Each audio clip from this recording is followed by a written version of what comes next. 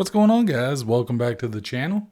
And before we get into today's video, I just want to say, if you're a fan of those legends of the game, then I would definitely recommend subscribing to the channel.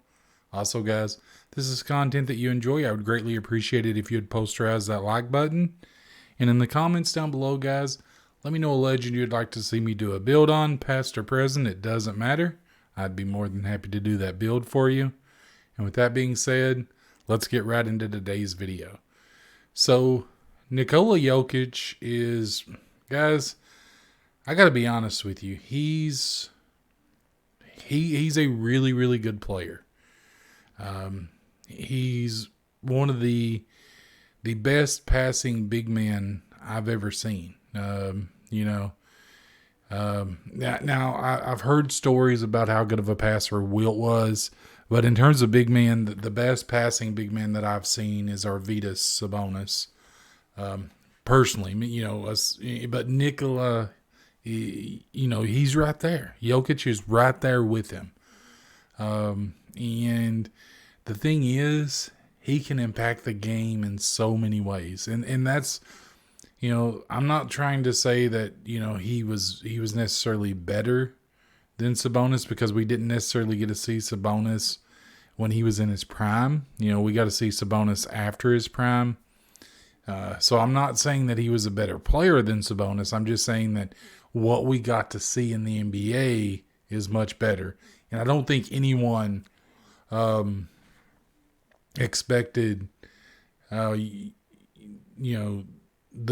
Joker to be as good as he has been.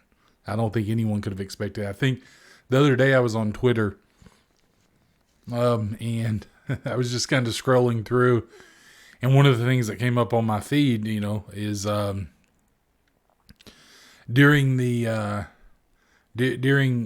draft, when Joker was picked, there was a Taco Bell commercial on. So no one actually, it wasn't something you actually saw live. It was a Taco Bell commercial. And I just thought that was kind of crazy that, what he went on to become. He's an MVP, possibly going to be a 2-time MVP.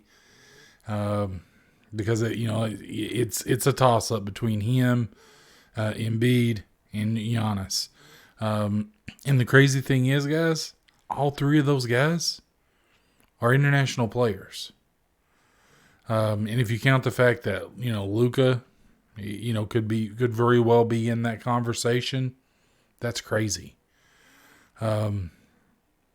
Because while we've always had players from other countries that played well, I don't think we've ever had this many at any given time.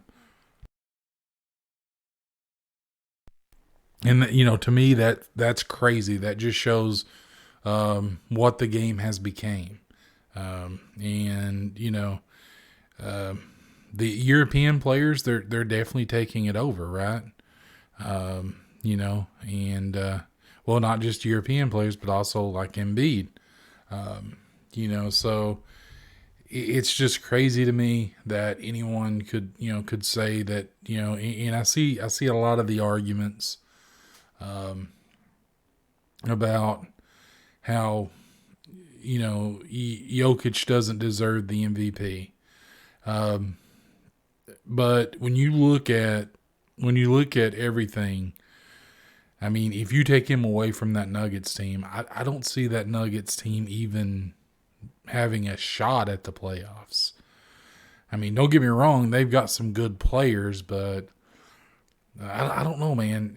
It's like Magic, right? You take Magic away from the Lakers, how good are they really? You've still got Worthy, you still got Kareem, but how good are they? And it's just, when you think about it, Jokic, he's just that important to that team. He's the glue. He's the facilitator. And if he wins the MVP, I don't see how anyone can knock the guy. I get it. If you're an Embiid fan, you're not going to be happy. I'm a Giannis fan. And I would love to see Giannis win another MVP. Would I be upset if Jokic or Embiid win? No, because they've had amazing seasons. They deserve it just as well as Giannis. So, this whole thing, because I see it all the time in basketball groups, talking about how Embiid deserves to be the MVP. And he does. I'm not saying he doesn't, but so does Jokic. He's a tremendous player, guys. That's one thing that always bothers me a little bit with other basketball fans.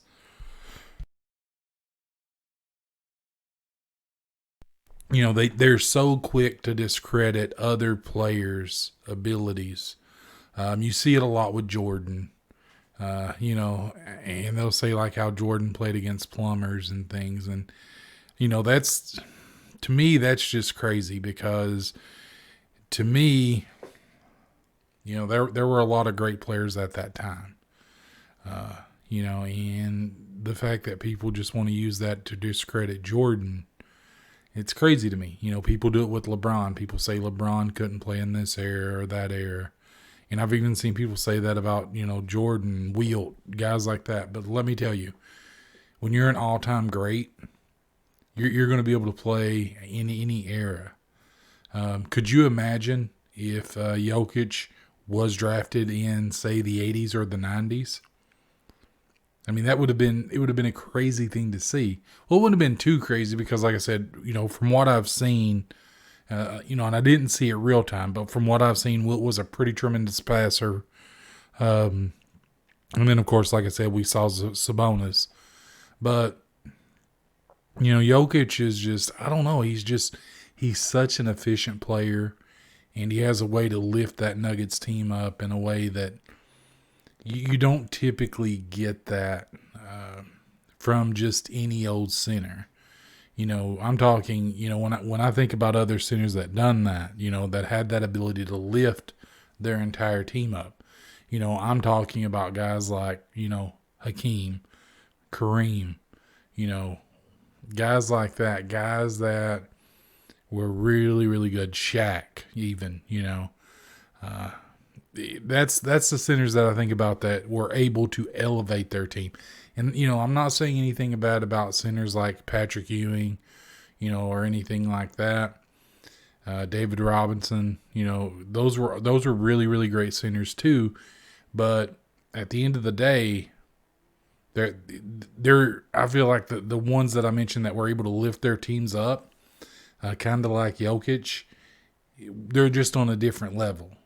But the thing is, whereas Hakeem and Wilt, and Kareem, those guys did it on the offensive, like the interior force, and on the defensive end, Jokic does it with his ability to shoot, his ability to facilitate. It's crazy. But yeah, I just don't want this video to run too long. It's just, I know that there's probably a lot of older guys that, that watch these videos because that's, I'll focus on the failures of the past. But, and I hope that if you are someone that, grew up watching basketball in the 80s and the 90s like I did, that you can appreciate what guys like Jokic and Giannis and Embiid, what they're capable of doing, because for the longest time, guys, we didn't have great centers in the NBA. We didn't have, we had Dwight Howard, and then after Dwight Howard, it's really hard to think of what I would consider a dominant center for some time. You have to go all the way up till, Embiid, really. And that's not a knock on those centers. It's just the way the game evolved. It just took a moment for the center position to catch up. Now it's starting to catch up. But yeah, that's the thing, guys. We were talking, a couple years back, the center position is dead. There's no great big men in the NBA. And now look, you've got 3 that are in the running for MVP. That's crazy. So what we're doing, guys, we're going to do the playmaking, the pure playmaking pie chart with the well-rounded physical profile. We're going to max out our close shot. We're going to max out our standing dunk and our post hook. We just want to get some finishing badges. Then we're going to max out our mid-range, our three-point shot, our free throw. And then we're going to max out our pass accuracy, our ball handling, and we're going to go ahead and max out our post control. And then we're going to max out our interior defense, then our rebounding.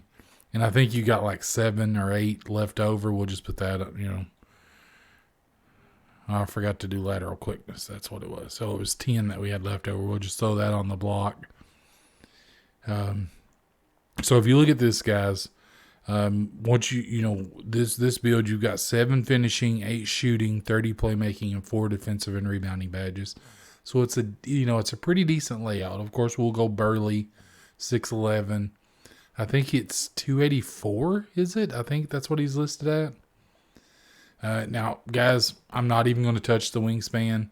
If you want to get better at shooting, you could definitely pull that down, but I'm just going to leave it here because I want to be able to do everything like the Joker's able to do. I want to be able to rebound.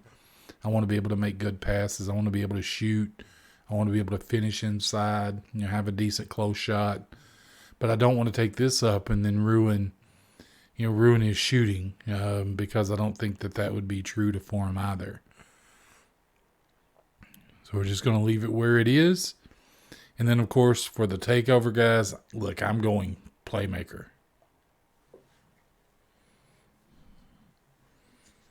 And you have built a facilitating 5, which I feel like is a very, very good, very good Joker build.